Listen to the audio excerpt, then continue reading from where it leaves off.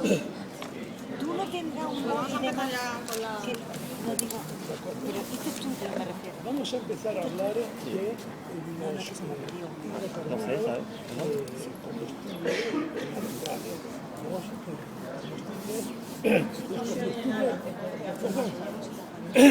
los combustibles fósiles. Vamos a empezar a hablar de petróleo y gas en general.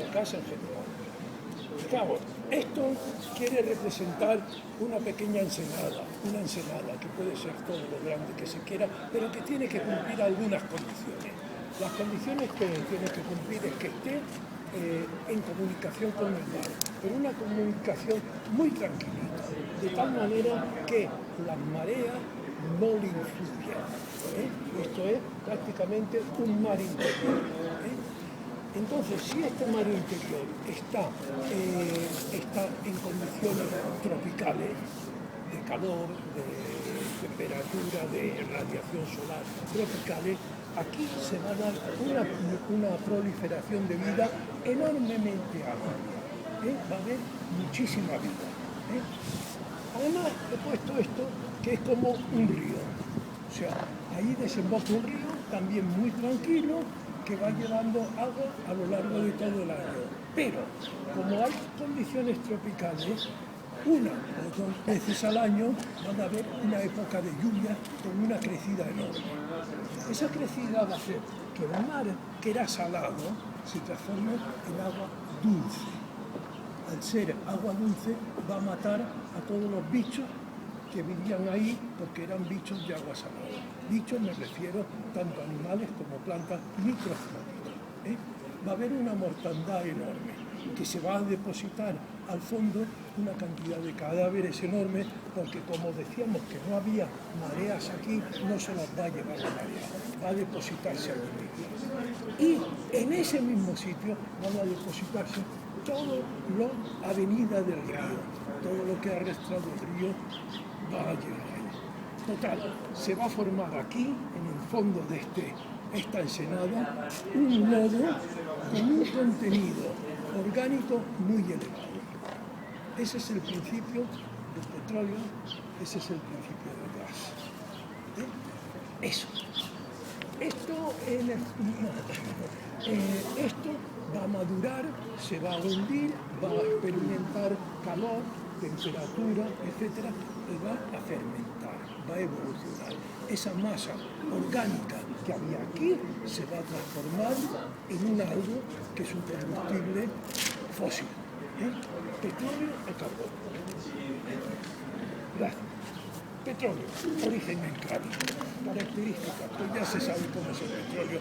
Es un líquido más o menos oscuro, más o menos con mucho olor, con mucho olor y olor penetrante, esas son las características, y que tiene una distribución a lo largo y a lo ancho de todo el mundo.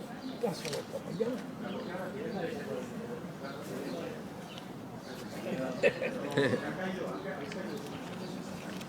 Aquí se ve, ¿no?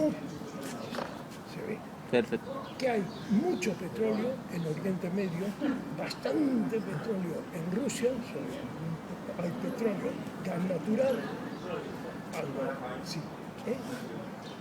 En Estados Unidos, en el norte de América, hay también mucho petróleo, pero que se lo han tragado prácticamente todo. Ya desde hace tiempo está para abajo la producción de petróleo de Estados Unidos. Y después hay puntitos en todo el mundo. O sea, está muy centralizado el petróleo esto.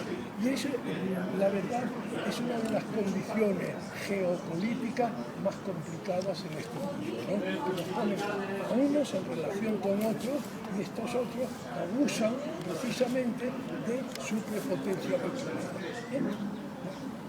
Pues sigamos.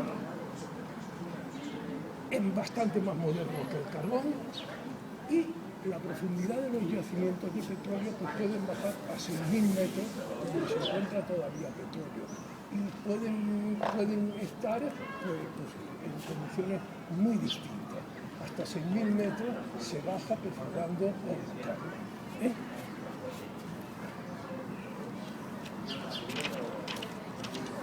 Hay hay una condición para que se pueda encontrar petróleo.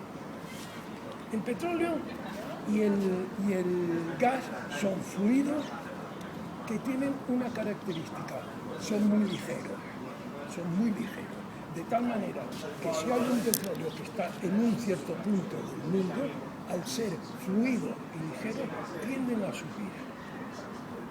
a subir y se pueden colocar como está aquí, como está aquí, gas en la parte de arriba, petróleo y por debajo agua.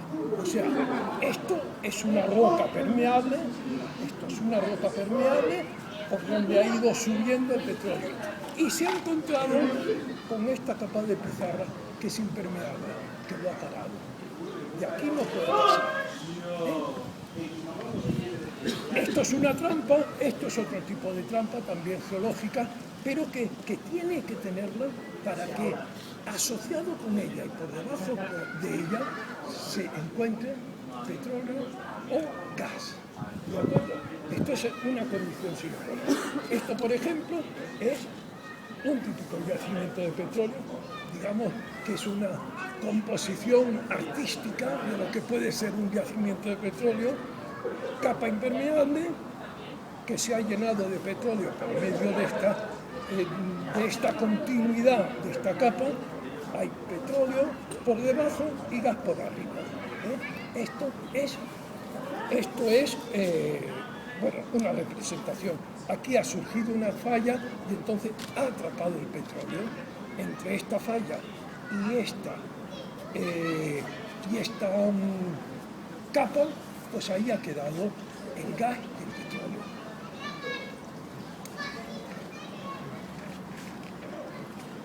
Este es el principio de la investigación del petróleo, Este es el principio de la investigación del petróleo. Detectar cómo allí debajo hay una cúpula, una trampa que le sirva al petróleo para ser cogido. Para irlo a buscar precisamente por debajo de esa trampa, como ha hecho esta máquina de perforación. Esto es lo principal. Hay que determinar esto. ¿Cómo se determina esto? Por procedimientos geológicos y físicos en la investigación de estos yacimientos. Os voy a explicar un poco por encima, por ejemplo, una manera de determinación. Es por sísmica.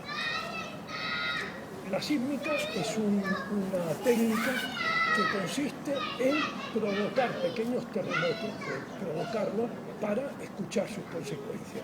Entonces, aquí se provoca un terremoto con una pequeña carga explosiva, pequeña o regular, una carga explosiva, y aquí se ponen chivatos, testigos, que cojan las vibraciones y se mide el tiempo que tarda la explosión de llegar de aquí a aquí.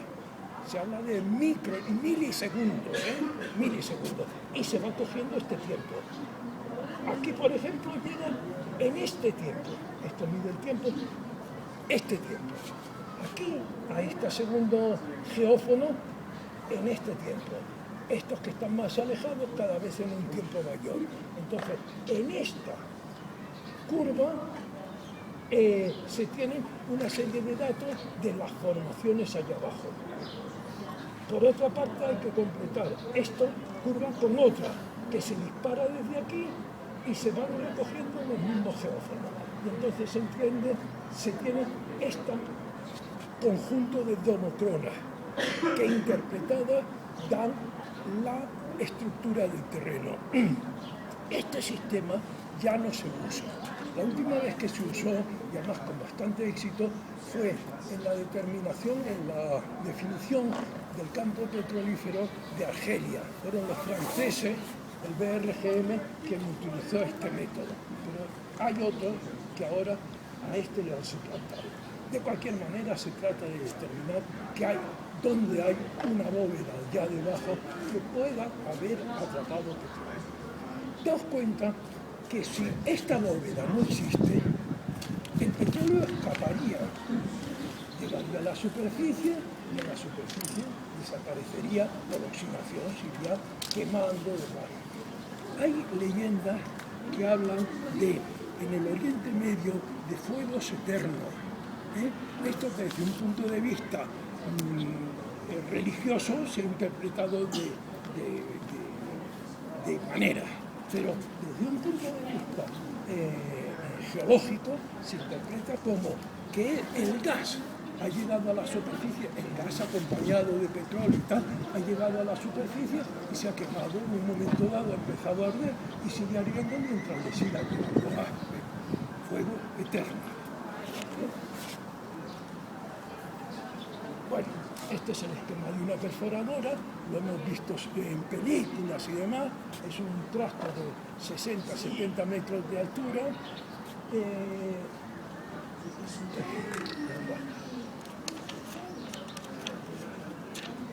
60 o 70 metros de altura, formada de una robustez enorme, pero me gustaría inculcaros un poquito de respeto, porque aunque son estructuras enormes, son muy finas de manejar, muy finas de entender. Por ejemplo, aquí está una llave como la de los fontaneros, solo que pesa 300 o 400 kilos, ¿no?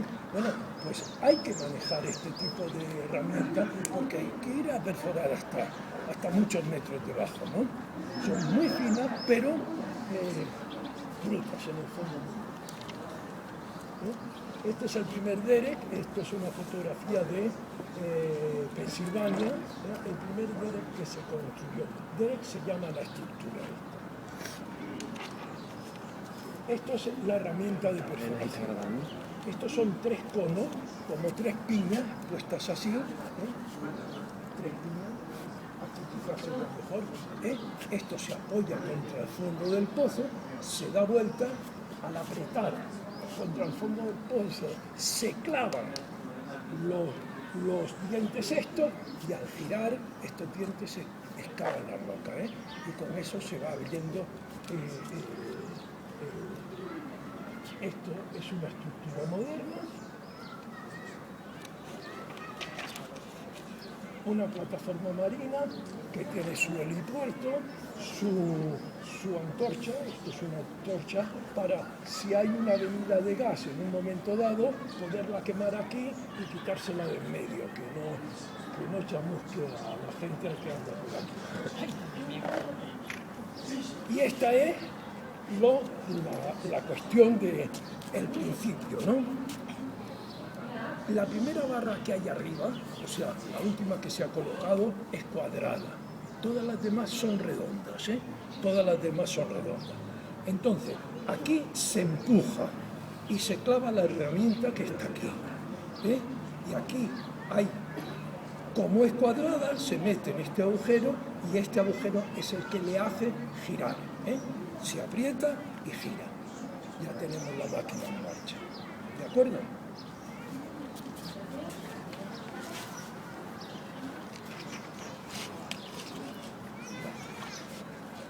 Este es un almacén de tubos. Es simplemente por dar idea de la complejidad, de lo difícil, de lo complicado que es un pozo de petróleo en el momento en que se está perforando.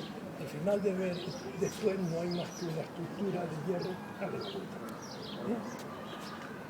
Bueno, en un estudio de un pozo hay un estudio inicial que es geológico y geofísico, y después se hace la perforación, composición, no sé qué se hace. Y una vez que se ha hecho todo el pozo, se hacen diagrafías, o sea, se pasan elementos a lo largo de todo el pozo, elementos que van estudiando físicamente las condiciones del terreno. Por ejemplo, estudian la velocidad de las ondas sonoras y la va registrando en un gráfico a todo lo largo del pozo. Se estudia el diámetro, eso es muy interesante, estudiar el diámetro. El diámetro, es claro, hay la tentación de decir el diámetro del pozo será el diámetro de la herramienta que coges, eso, pero es que hay terrenos mucho más blandos que se derraban, que caen, y entonces pues queda un pozo que desde luego puede no ser muy regular. Se estudia también las emisiones de radio de la formación, se estudia infinidad de cosas, y todas ellas dan una serie de datos sobre, por ejemplo, la conductividad del terreno también se estudia. Esto dan datos sobre la composición física del pozo. Este es un aparatito para hacer esto que estoy diciendo ahora, para hacer diagrafía, pero esto sirve para 100 metros. Esto es para pozos de agua más que nada, para localizar dónde haya avenidas de agua, por ejemplo. Esto mismo, para un pozo de petróleo, es un camión enormemente grande con herramientas que pesan 300 o 400 kilos para determinar lo mismo que el otro, solo que a profundidades mucho mayores. Estas son las biografías que se hacen, gamma natural, recoger las vibraciones, la temperatura a lo largo de todo el pozo. La temperatura a lo largo de todo el pozo pues puede indicar los acuíferos, si hay entrada de agua, pues estará más frío. Resistividad, se mide la resistividad del terreno, todas estas cosas. ¿Para qué sirve hacer todas estas cosas? Para dos cosas. Primero, para conocer el propio pozo. El pozo hay que conocerlo muy bien antes de meterse a gastar más dinero. Hay que conocerlo muy bien. Y también para relacionar pozos. Si en un campo de petróleo se hace un pozo aquí que se conoce, que se sabe cómo responde y tal, y se hace otro 3 kilómetros más abajo y se van cortando las mismas formaciones, pues podemos decir que lo aprendido en uno sirve también para lo siguiente.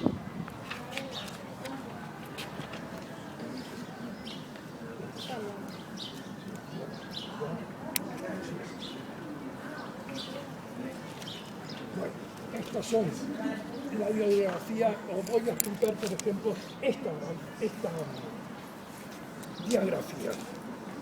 Esto es un pozo.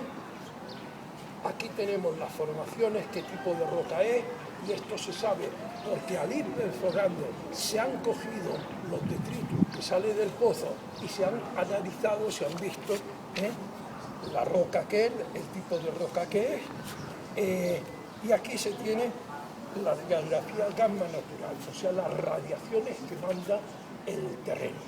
En este caso concreto se estaba investigando para hallar potasa, potasa que sirve como para abono del campo. Entonces, la potasa es ligeramente radiactiva, muy poco, el potasio quiero decir, es ligeramente radiactivo. Entonces se ha pasado una sonda que localiza, que detecta las radiaciones gamma y se ha visto que aquí no hay. Pero aquí empieza a subir un poco y se coloca en un término medio. Esto quiere decir que aquí hay carnalita, que es una mezcla de cloruro potásico con cloruro magnésico, que no sirve, o no servía al menos, para obtener abono, no servía para obtener cloruro potásico. Entonces, aquí hay un pico de radiación, aquí está la potasa, esta es la capa que nos interesa. Aquí vuelve a quedarse sin nada, aquí vuelve a subir, ahí también hay potasa y ya acaba. Esto es lo que nos interesa para explotación, lo que me interesa sobre todo al amo del pozo. Bueno, pues todas estas diagrafías se ponen en un mismo papel, todas. Aquí hay, el corte está gráfico, y se ponen todas las diagrafías. Y esto ya da una muestra muy buena de lo que es el pozo y qué tenemos debajo. Y aunque no lo hayamos podido ver físicamente, aquí está reflejado. Este es el estudio del pozo. Una vez hecho el estudio, pues se sabe ¿dónde hay que ir a obtener el petróleo?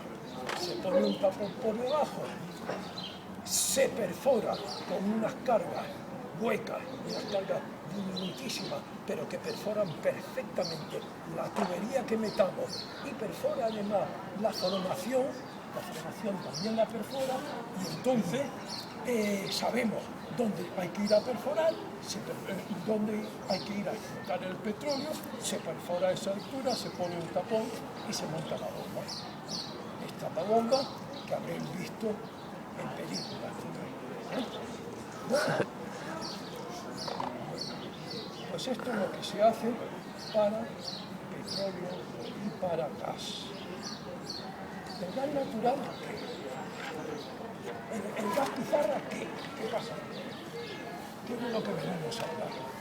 La composición del gas de pizarra, que es el punto interesante hoy, es la misma prácticamente que la del gas natural. Desde luego no hay dos yacimientos de gas natural que den el mismo gas, puesto que en algunos hay unas impurezas y en otros otros. Pero, salvando esas impurezas, exactamente lo mismo es el gas de pizarra. Estará contenido en la pizarra, pero si sacamos el gas, es más o menos lo mismo. Y la génesis es más o menos la misma. ¿Qué es lo que ha variado en la génesis? La calidad, la textura de los detritos que arrastró el río, que cada vez que el río tenía una crecida arrastraba detritos y nos enterraba elementos orgánicos que eran los que iban a fermentar. Bueno, pues esas avenidas que venían eran de tal manera que han dado pizarra, no otra roca como arenisca y tal. Esta es la diferencia. No tiene la culpa el gas, ni poco, pero ahí está la cosa. ¿Qué es el gas de pizarra? El gas de pizarra es un gas que está incluido en una roca, como todos los gases del mundo. Solo que la roca es una pizarra que tiene la característica de que los poros donde está metido el gas natural, los poros están aislados, no se comunican. Si estuvieran comunicados, con hacer unos agujeros en el centro y empezar a bombear gas, pues iría saliendo y eso escurriendo hasta el agujero. Pero, como en el caso del gas pizarra están los poros aislados, por mucho agujero que se haga, no iba a salir. Nosotros podemos cortar un ladrillo de gas de pizarra, un ladrillo, y ponerlo encima de la mesa. Tendrá el gas que tenga, no sé cuánto volumen tendrá de gas, pero allí se queda porque está absolutamente purificado. Aparte del gas de pizarra, también hay gases no convencionales, a esto se les llama un gas no convencional. El gas convencional es el que fluye naturalmente, donde los agujeritos están, los poros están todos unidos, y entonces puede fluir entre ellos. Pero hay otros casos no convencionales. Por ejemplo, encima de las capas de carbón suele haber pizarra que suele contener gas.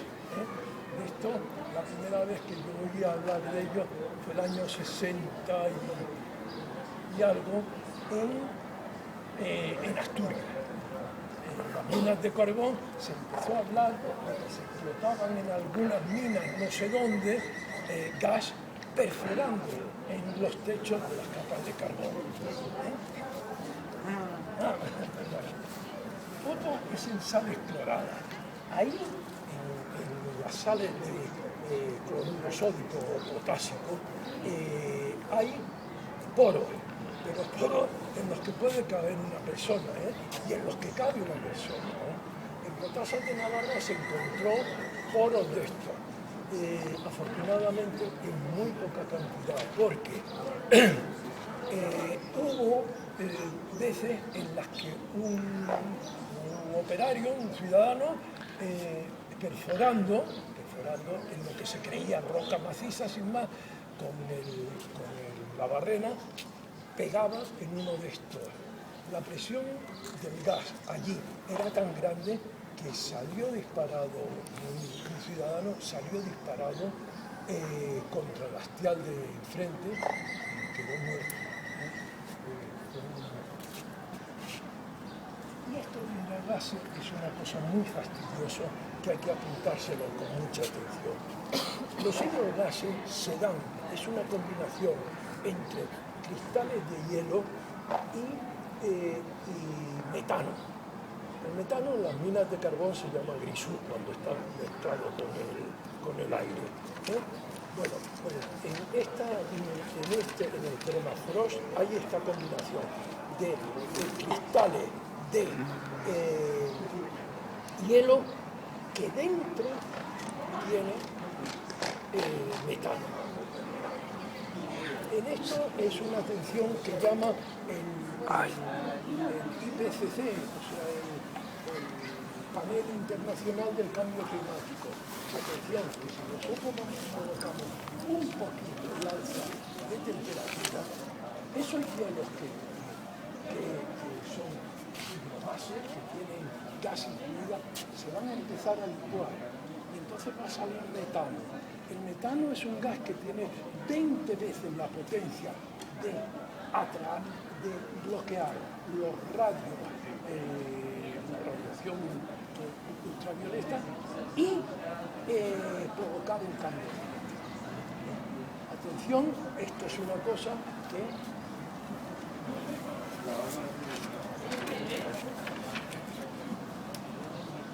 el gas de pizarra se empezó a explotar en los años 70. Y esto es una fecha clave en la historia de la energía, de la historia de la relación de las personas con la energía. Porque en el año 1973 se declaró la primera crisis de la energía. La primera crisis de la energía fue un invento financiero, puramente financiero. En los Estados Unidos hubo un hombre que se llamó Hoover que dijo: el año 68 será el año del pico del petróleo y a partir del 68 necesariamente tiene que caer la producción. Esto desde luego fue recibido con carcajadas diciendo el payaso este de que nos quiere hablar. Pero resulta que en el año 70 empezó a escasear el petróleo en Estados Unidos.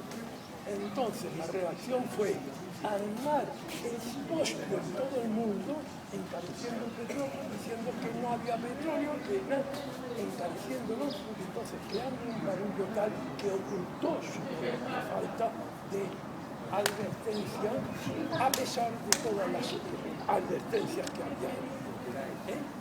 Bueno, pues esta crisis del petróleo les permitió a los Estados Unidos hacer una infraestructura para empezar a importar el petróleo. Se pondrían a ellos, en 7 u 8 años resolverían la cuestión de los puertos, de los gasoductos, de los ductos, etc. Esto es lo que originó la marcha además por el gas pizarra. Hace un momento hablábamos, no,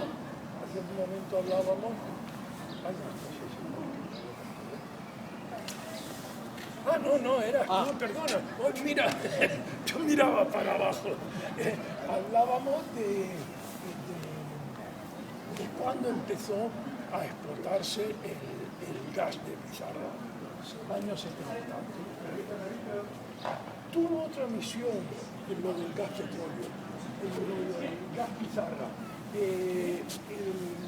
Mirar, aquí hay pizarra de sobra, tal, o sea que ¿para qué vamos a seguir con los programas de la energía renovable? California ya había empezado a construir sus centrales solares. Luego hay una cosa que le favoreció muchísimo al gas pizarra, que es que las leyes de agua, de protección de agua, no cuentan para los petroleros. Los petroleros es un agente muy importante y el gas pizarra no una cosa, la protección del agua es equidad de mar, así que no.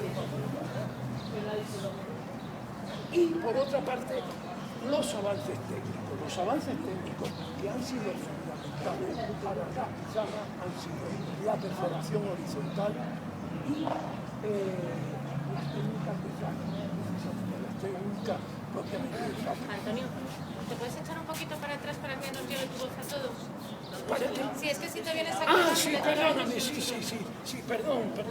Bueno, el caso estaba diciendo la perforación horizontal. Se ha perforado muchas veces, desde hace mucho tiempo en horizontal, pero esto no se refiere a eso. Se refiere a hacer un pozo vertical, por ejemplo, de 2000 metros, y al llegar a una cota que interese, doblarlo y seguir horizontalmente. Pero además seguir horizontalmente controlando dónde va la cabeza del sondeo, cómo va, a qué altura. Todo esto se llegó a dominar, ya se llegó a dominar. Entonces, estas fueron las razones, por una parte razones puramente políticas, por otras financieras y por otras técnicas, que claro, todo eso habría que apoyarlo. Gas de pizarra hay muchísimo, y en esto tenía razón la gente que decía nada, no preocuparse, no ir a las energías renovables, que aquí vamos a hacer todo esto. En Estados Unidos está a la cabeza de esta elaboración, vamos, con mucha ventaja. Se han descubierto todas estas manchas en verde granitos, son pizarras con gas. En todos estos sitios hay gas de pizarra, o sea, hay cantidades enormes.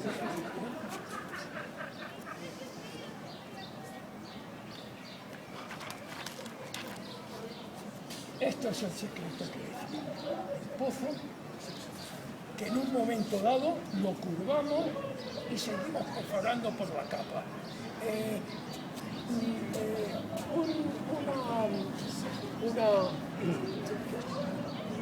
Estudio sobre el gas de pizarra que yo tengo, que he leído, que es muy famoso, el Tyndall, hablando de todas estas cosas, pone como prototipo un pozo de 2000 metros de profundidad y 1200 metros de galería horizontal. Esto se hace y más todavía. Muy bien. ¿Cómo se hace este pozo? Pues como todo. Se empieza a perforar. El diámetro típico de empezar una perforación de este tipo de gas de pizarra o de petróleo es de 640 milímetros, más o menos así. Se empieza a perforar a este tamaño hasta que se llega a la roca. Se supone que se empieza a perforar en terreno flojo, hasta que se llegue a la roca. Cuando se llega a la roca se perfora un poco más y se mete un tubo de ese diámetro. Se encaja en la roca, y se cementa alrededor. Se echa una colada de hormigón y se cementa. Después se sigue perforando en el interior, o sea, se baja el diámetro de perforación y se sigue perforando hasta pasar un acuífero. Cuando se pasa un acuífero hay que levantar todas las artes y poner una serie de tubos que se van soldando y se van bajando, se sueldan y se bajan para proteger el acuífero. Este tubo se vuelve a cementar, se vuelve a echar una colada de hormigón aquí encima, entre el primer tubo que hemos metido y el que acabamos de meter, y por aquí debajo fue entre las paredes del sondeo y el tubo. Se sigue perforando. Aquí, por ejemplo, se ha dejado otro tubo que ha atravesado un acuífero salino. Pues se cierra para protegerse a nosotros y al acuífero. Y se llega y se mete en el y esa es la operación de perforación. Ya está nuestro pozo hecho. Lo único único que hay que hacer ahora es el fracking, que es de lo que hay que hablar. Bueno, pues en esta galería, es una galería de 8 pulgadas, 200 milímetros, si se quiere, pero en esta galería, en este pozo horizontal, se va taluncando y por partes se va metiendo presión, agua a presión con una serie de aditivos. Presión, 700 kilos por centímetro cuadrado. 700 veces más que la presión atmosférica. A ese agua a presión se le ponen una serie de...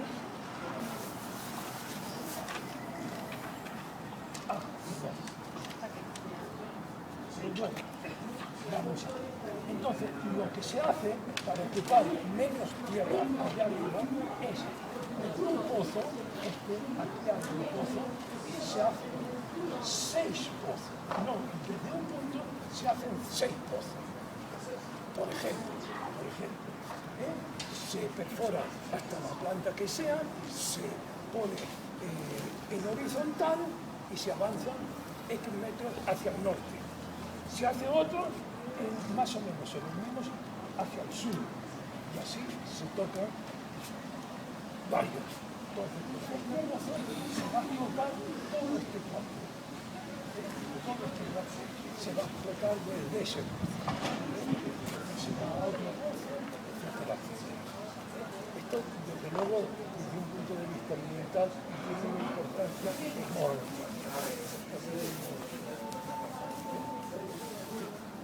Bueno, pues ahí se mete agua a presión, 700 kilos, y el agua tiene una serie de aditivos. Uno de ellos son los sentidos, que se llaman.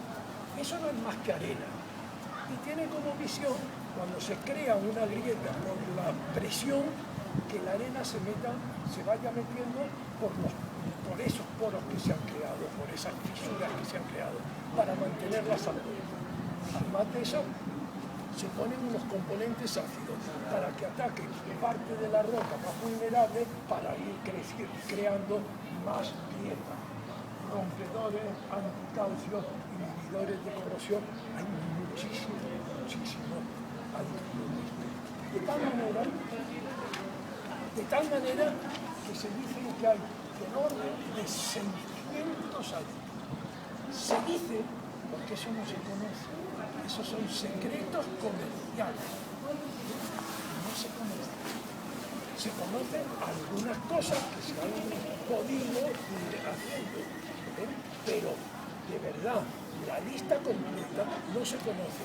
Y esto es una vergüenza tremenda, que se autorice a utilizar una serie de componentes, una serie de reactivos de los que nadie responde y además nadie sabe cómo son. Es increíble que esto se deje y que se hable de que sí, que se va a permitir. Bueno, entre estos aditivos está el benceno. El benceno es un veneno extraordinariamente alto. Es cancerígeno de los pocos productos que en este momento los científicos juran que son cancerígenos. De los pocos productos. Claro, es muy fácil determinar si un producto es cancerígeno o no. Si se tiene un campo de concentración estilo alemán, se eligen 100 prisioneros y se les administra el tóxico correspondiente, se cronometra a ver cuánto tiempo tardan en coger cáncer. Pero claro, si va uno con un cierto cuidado por el mundo, ya es más difícil. Bueno, pues en el caso del benceno, que se utiliza para hacer fracking, sí que está demostrado. Bueno, nos cuenta que el límite que pone de concentración de benceno en cualquier sitio es 32 miligramos litro el límite. Se han medido encima de los pozos, o sea, no en el pozo del petróleo, sino encima de los pozos de petróleo, en la superficie de la Tierra, 4.000 partes. De 32 a 4.000 van 100 veces y algo más. Son 32 partes por miligramo. 32 partes por... 32 miligramos litros. Sí, si quieres. ¿Vale? O sea, nos damos cuenta de que es muy gordo lo que se está haciendo con el fracking. Bueno, este es el esquema del pozo, tal como lo vimos, se van poniendo tubos, se llama casing, la jerga del petróleo, palabra americana, porque ellos han sido los que desarrollaron con mucha gente. Se van poniendo casing para proteger los acuíferos, para proteger... No me digas que no, bueno, una vez hecho todo esto, el pozo queda así como se puede ver. Queda así como se puede ver. Y aquí hay como otro pocito. Este es como el papá y este es la criatura. Es esto, este es el pozo de verdad y este es la criatura. Esto es lo que se llama un pozo redondo. Se pone ahí para llegar hasta el nivel acuífero, sobre todo el nivel acuífero que se usa, que se utiliza en la zona, y vigilar si tiene contaminación. Si tiene contaminación, yo no sé lo que se dice. Hay calor, lo que se puede decir, pero vamos, habría que salir por pie muchas veces, porque ya está contaminado. Entonces, daos cuenta de la locura que es esto. Daos cuenta que si aquí hacemos un pozo, 2.000 metros para abajo, y 1.200 metros para arriba, y 1.200 metros para allá, nosotros estamos afectando a muchísima superficie arriba y vamos a poner un pozo de petróleo ahí. ¿Y allí qué pasa?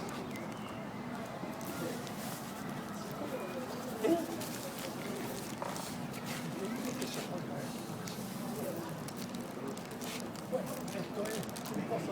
Esto se llama en el argot de petróleo árbol de Navidad, porque es un coso que le sale mucho ramas y tal y cual. El árbol de Navidad, y este es un señor que está puesto ahí para comparar.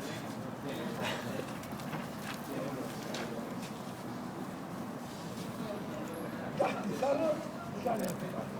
¿Cuáles son las diferencias? Mirad, nosotros, se ha hecho un pozo, se ha protegido los acuíferos poniéndole un casing, un tubo que se hace mental. Se ha protegido mucho.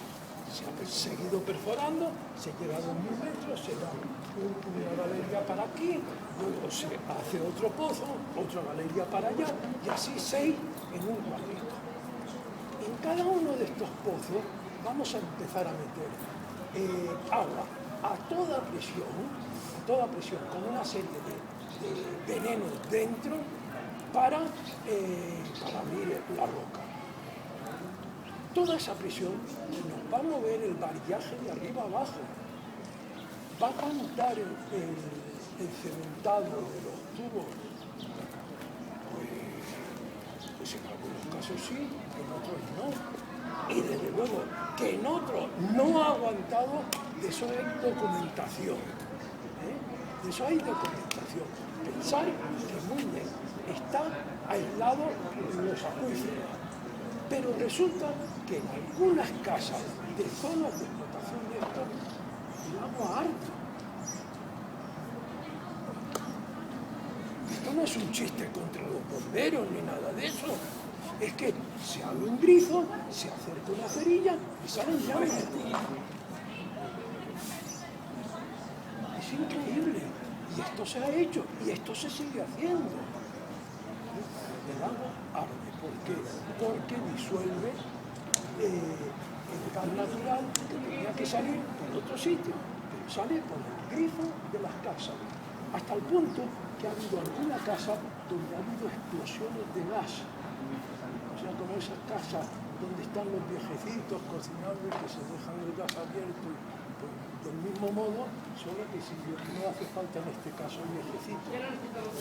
Eso ya lo pone la empresa individual. O sea, rotura de la impermeabilidad que nadie garantiza que no lo haga. O sea, fijaos que nosotros estamos aquí en la calle, que hemos investigado el pozo, que sabemos muchísimo del pozo, pero no lo hemos visto. Todo eso que hay debajo no lo hemos visto. Lo hemos averiguado por una serie de circunstancias muy bonitas, muy claras, muy científicas, pero que pueden... Esto es un uso de altísima presión. Bueno, pasa otra cosa. Esto es la trampa geológica que veíamos antes. Esta es la trampa geológica.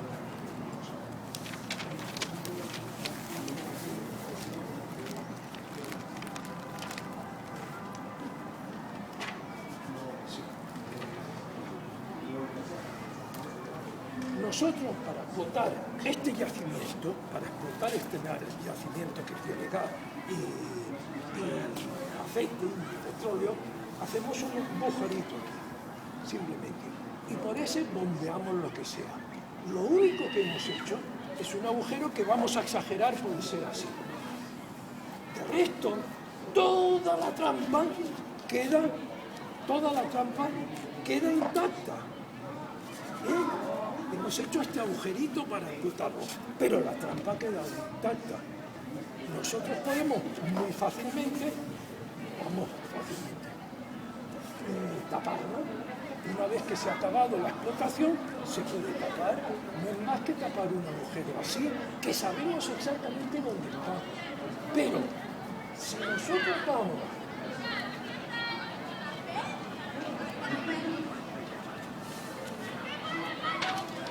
hacer lo que hacíamos antes, esto ya lo hemos pasado, ¿quién nos garantiza que encima de esta capa que hemos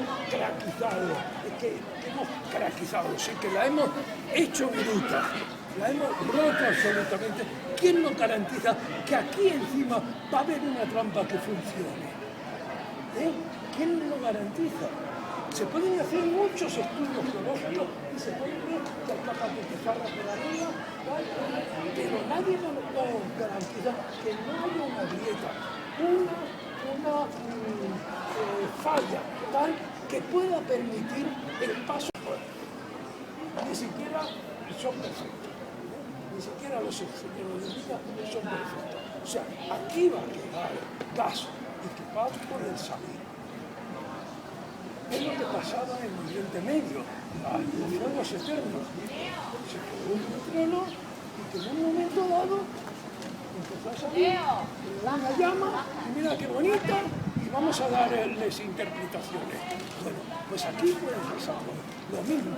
Cuando nosotros hagamos polvo esta capa, ¿quién nos garantiza que el gas que va a salir de aquí no va a llegar a la superficie? Aquí puede haber cuevas enormes y si no cuevas, un aliento. Eso es llenar una casa de gas natural, del sur. Aquí tenemos otra formación. Esta formación, esto es un dibujo que pero esto representa uno de los yacimientos importantes de Estados Unidos, la capa Un poquito más para atrás. Un poquito más para atrás para que vean allí. Vale.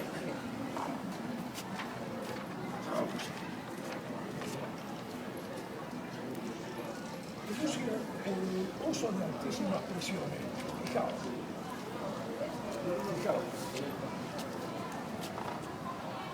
Un pozo de petróleo. Cuando nosotros hacemos este pozo de petróleo, no hemos utilizado brusquedades de ningún tipo. No ha habido residuos, nada. Se ha metido el tubo y hemos ido a perforar después el tubo. Y se ha perforado. ¿Con qué? Con cargas explosivas. Con cargas explosivas que tienen del orden de 40 a 50 gramos. Y que van haciendo explosión una detrás de otra. 40 o 50 gramos. O sea, el movimiento, si nosotros pongamos aquí, se va a apreciar esto, nada más. No aquí arriba. No aquí arriba. O sea, todas estas cementaciones que hemos ido haciendo para proteger los acuíferos van a quedar intactos. Pero si nosotros hacemos unas presiones aquí en el fondo del mar tremendamente altas, y esto lo dice, tremendamente altas, ¿qué va a pasar con esto? Es lo que hablábamos antes. Que a lo mejor se va todo al calor.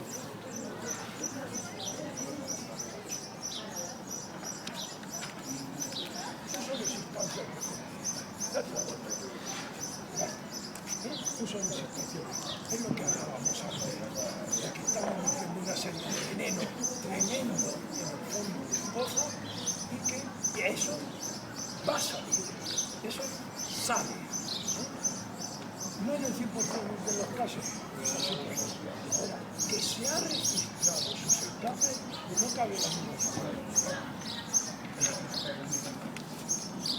Y uso de terreno. Esto es una cosa muy bonita.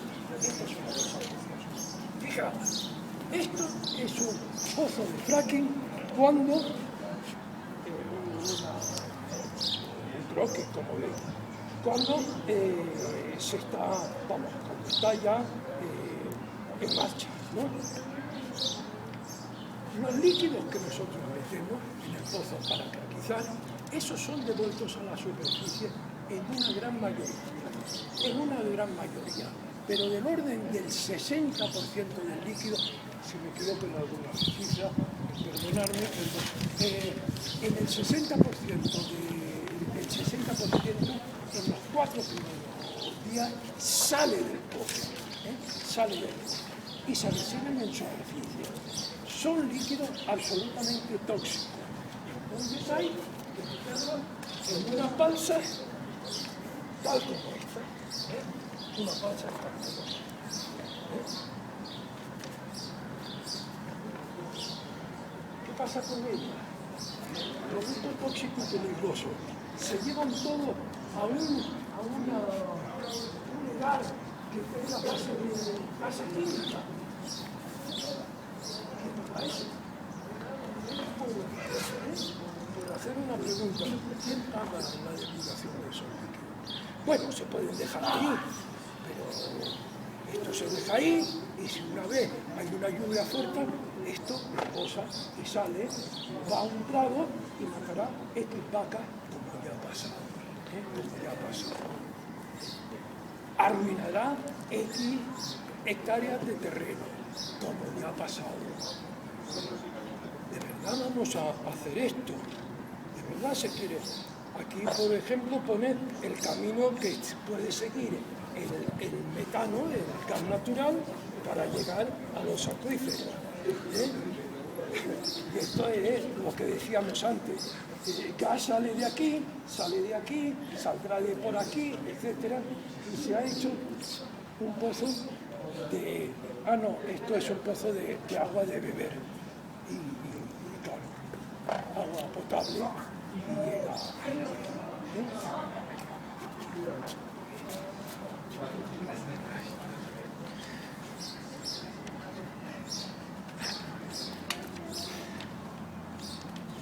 Esto es una vista real de un pozo de petróleo. Antes era un dibujito. Esto es un gran embalse donde se ponen los líquidos de perforación. Líquidos que se inyectan cuando se está perforando el pozo para extraer las piedrecitas que van saliendo del fondo. Este es el líquido de recogida de las aguas que se han inyectado. Estos son los líquidos tóxicos y peligrosos peligroso que devuelve el pozo. Para un pozo de esto hace falta un mínimo, según todos los explotadores, de 30.000 metros cúbicos. O sea, el grupo de los 6 pozos que veíamos, del orden de 180.000 metros cúbicos. Un punto de explotación de gas de metano. 180.000 metros, son muchos metros cúbicos, ¿eh? Una persona consume al día 150 litros, más o menos. Y aquí hablamos de 180.000 metros cúbicos. Desde luego, habrá sitios donde no se puede hacer esto por falta de agua, simplemente. O sea, incluso si se condena a no beber agua a todos los habitantes. Esto es lo bonito que queda un pozo de esto en fase de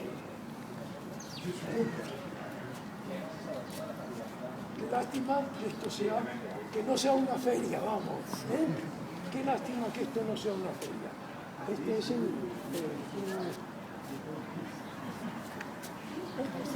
con todo lo que necesita para meter 180.000 metros cúbicos en el pozo, pues hace falta una fila de camiones, uno detrás de otro, uno detrás de otro. Se calcula que en el mejor de los casos hay 40.000 viajes en camión para abastecer esto de agua, de productos tóxicos, etcétera, etcétera.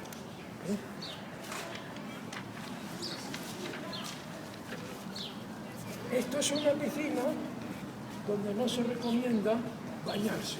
Esta es una piscina que recoge lo que ha devuelto el pozo. Fijaos que en el pozo se ha metido un líquido que tiene 2% de productos que no son agua, productos ajenos. 2% de productos ajenos. De una lista de 600. 2%. Lo que devuelve el pozo son esos mismos productos más todo lo que se ha enriquecido en el fondo del pozo. ¿De qué se ha podido enriquecer? Pues, por ejemplo, de productos radioactivos, sobre todo de derivado del uranio. Fijaos, cuando el gas se formó, que hablábamos de esa ensenada, y que venía el río y mataba a todos los bichos, tal, pensar que el río ese podía traer uranio, es poco radioactivo. Bueno, el uranio se puede atravesar, en parte querrá atravesar ese lecho de lodo y productos orgánicos, y se encontrará que el uranio va a pasar a través de un manto que es reductor. El uranio, para estar soluble, hace falta que sea hexavalente. Uranio hexavalente, valencia 6. Y al pasar por la capa reductora, se transformará en uranio de valencia 4, que es insoluble y precipitará. Entonces, no es extraño ver la combinación de petróleo con productos radioactivos, descendientes del uranio. Entonces, en el líquido este que devuelve puede ser radioactivo, pero puede estar cargado, y de hecho lo estará, de elementos de metales pesados, altamente venenosos. ¿Por qué? Por la misma razón, porque si el río trae agua de dureza permanente, o sea, sulfato, y pasa a través de la capa esta, se reducen a sulfuros, que son insolubles y precipitan. Entonces se llena de metales pesados. Y aquí los podemos encontrar. Fijaos el romántico aspecto de un terreno que ha sido explotado de esta manera.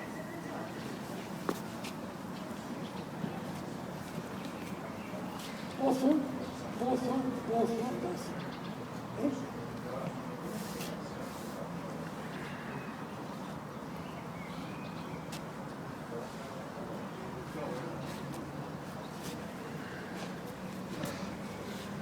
Posiblemente toda la tierra en medio de de los pozos esté quemada por los productos tóxicos que se han...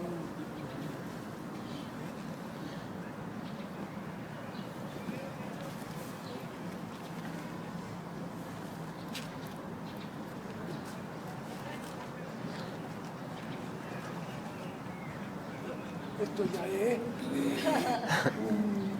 una llamada, ¿cómo se llama eso? Es el momento de la propaganda. El momento de la propaganda. Ecologistas exigen un estudio ambiental para un pozo de fracking en Álava. Esto no se puede decir más suavemente. Esto no se puede decir más suavemente. O sea, teniendo en cuenta lo que se maneja en un pozo de este tipo, pedir un estudio de impacto ambiental es como si le diéramos cartuchos de dinamita a los niños y dijéramos, a ver, que se haga un estudio de la peligrosidad que... Vamos, podemos hacerlo y podemos dejarnos la barba, yo qué sé, podemos hacer muchas cosas, pero luego poco razonable. Cosas de las que no he hablado ni voy a hablar. El tráfico inmenso que una campaña de estas puede despertar. El ruido. Son dos cosas.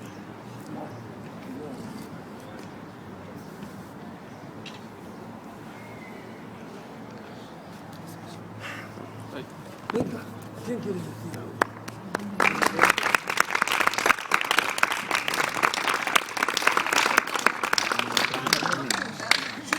¿Qué hacemos?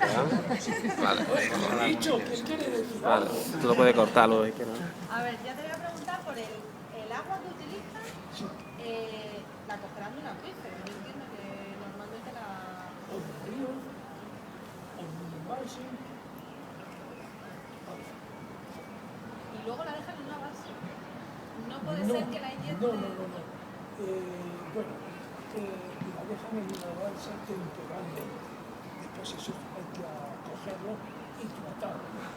Pero claro, yo he visto una casa que hace propaganda de eso precisamente, de que ella trata estos productos y su trabajo consiste en evaporación y encontrar una masa de 2%, esa masa sólida que se ha puesto, ¿qué es eso? Inyectarlo es otra cosa que se ha hablado, pero es que estamos en el mundo. Una inyección, ¿dónde se hace? ¿Cómo se hace? O sea, en petróleo sí se hace, ¿no? Todo Sí. lo inyectan y ya... Sí, y lo dan por acabado. Vamos, eso es una comodidad muy grande, ¿no? Eso no es tratar las cosas, eso es esconder la basura debajo de la alfombra.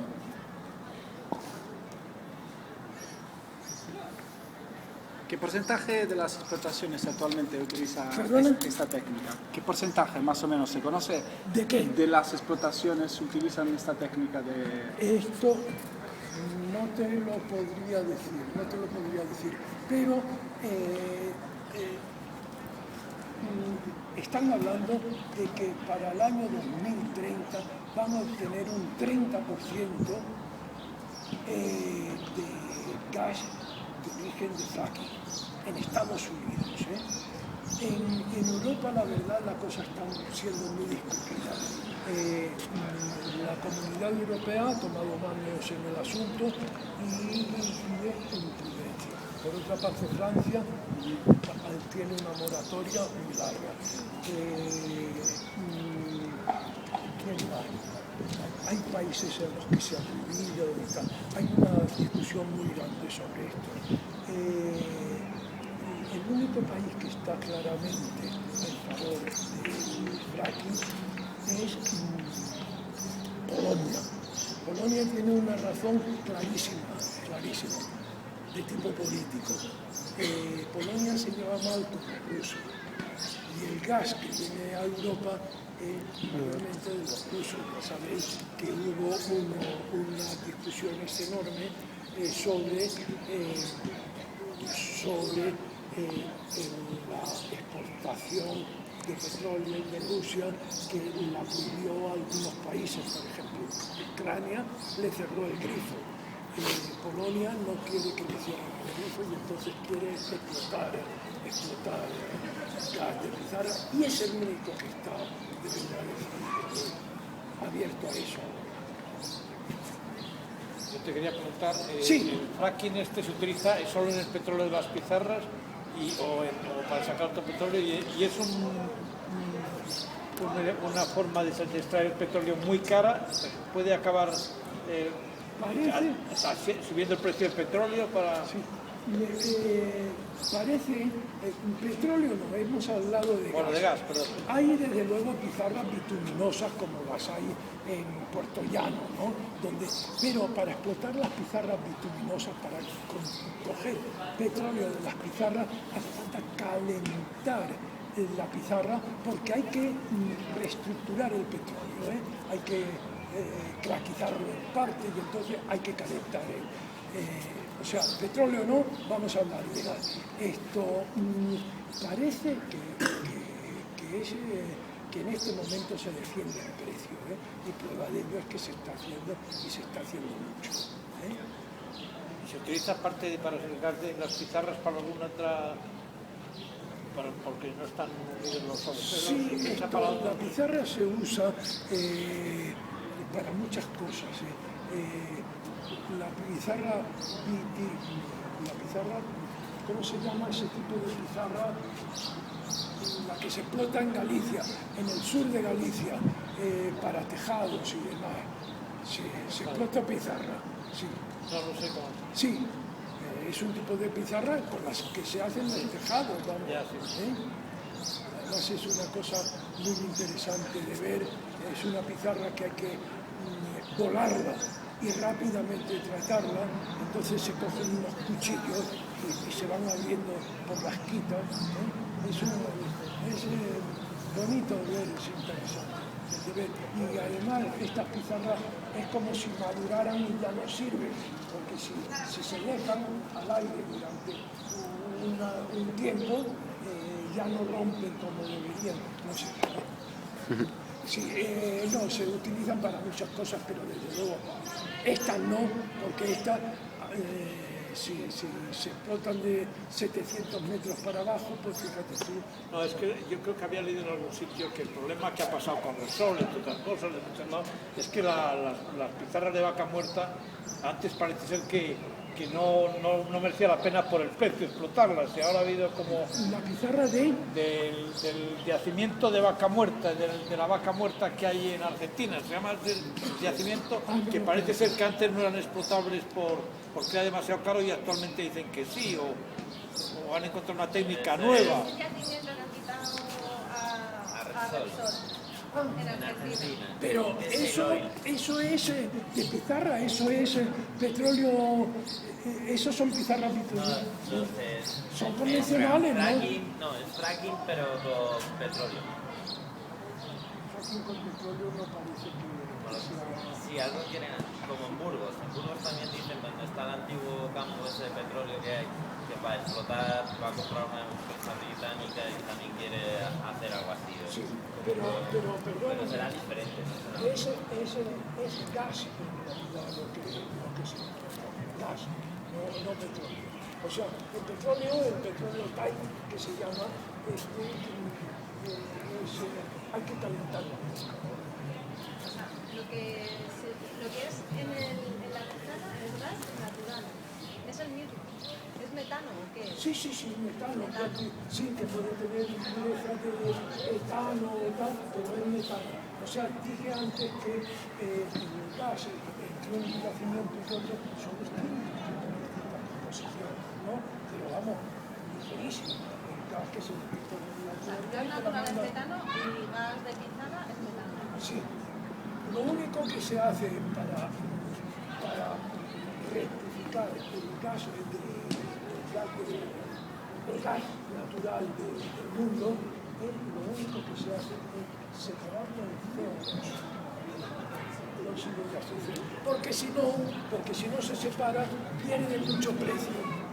Hay un campo que no me acuerdo cómo se llama, en el que se separa el CO2 y se inyecta en otra capa. El CO2 se separa y se inyecta. Eso es lo que se llama captura de carbono. ¿Hay alguna otra roca en la que Que no sepa. Es que date cuenta de que aquí se dan dos casos. Uno, que está incluida en poros muy pequeños y no comunicados entre sí.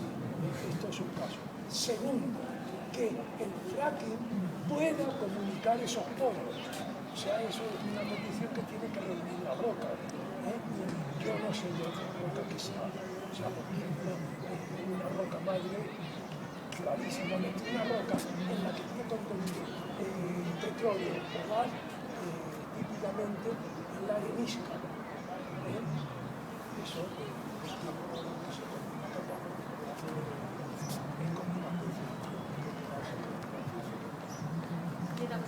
a lo mejor yo no lo he entendido bien, pero por una parte ha dicho que en Europa como que hay mucha controversia, no se quiere admitir esto, ¿no? Pero he entendido que en Álava se está haciendo. En Álava lo que hay son permisos de investigación. O sea, ahora empezarán a estudiar geología, a estudiar la geología y a estudiar sísmicamente el yacimiento y hacer trabajos de superficie. Después, a lo mejor les han dado permisos, pero yo no lo sé, para perforar pozos y de verdad estudiar toda la columna estratigráfica. No lo sé. No se está explotando gas de pizarra de España. ¿Y lo que ha dicho usted de ecologistas qué es? ¿Que lo están denunciando esto? Sí. Uy, hay un movimiento, mira, hace 15 días, más o menos, hace, bueno, eso, 10 días, 15, estuvimos en las Merindades, que es la zona esta de Burgos, mirando con Cantabria y con el País Vasco, toda esa zona. Y estuve 3 días, di 3 charlas. Bueno, esto, al menos, oye, entre los a lo mejor decía 10.000 habitantes, la que vieron 150 personas. O sea, de verdad, hay una inquietud enorme. Y hasta ahora no se explota ningún yacimiento de carbono. Lo único que se ha explotado son las pizarras bituminosas de Puertollano, que eso se extraía la pizarra muy somera, se calentaba y eso destilaba petróleo. Como lo de Canadá, las arenas bituminosas de Canadá. Pues sí, más parecido a eso. Pero esto eran pizarras.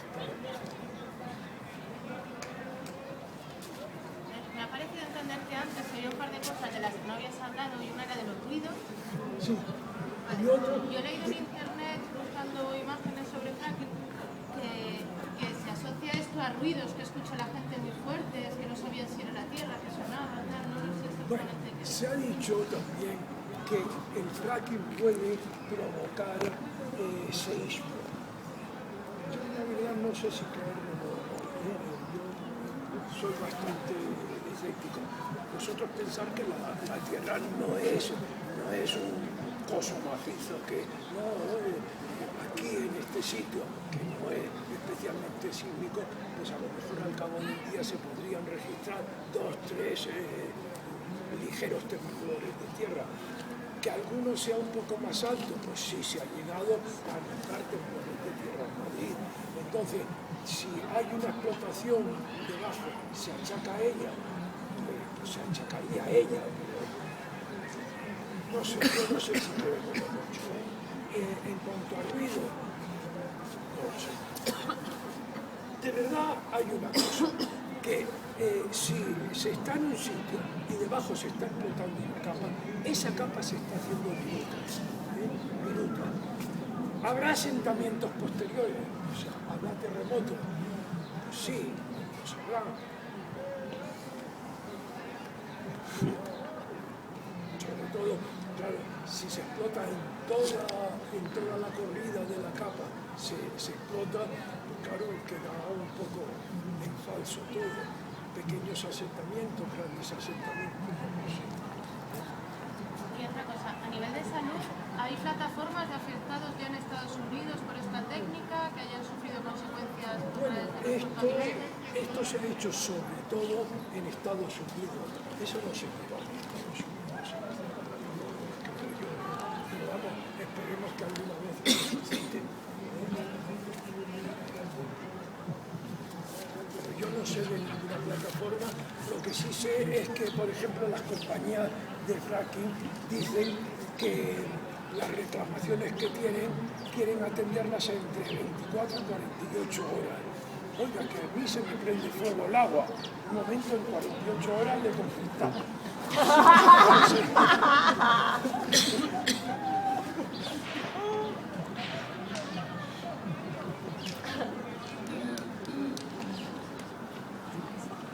¿Qué pasa? ¿Algo más? Chicos, encantadísimo de haber estado entre nosotros. Hay una cosa mala que no se tenga suerte. ¿Qué le vamos a hacer? Muchas gracias.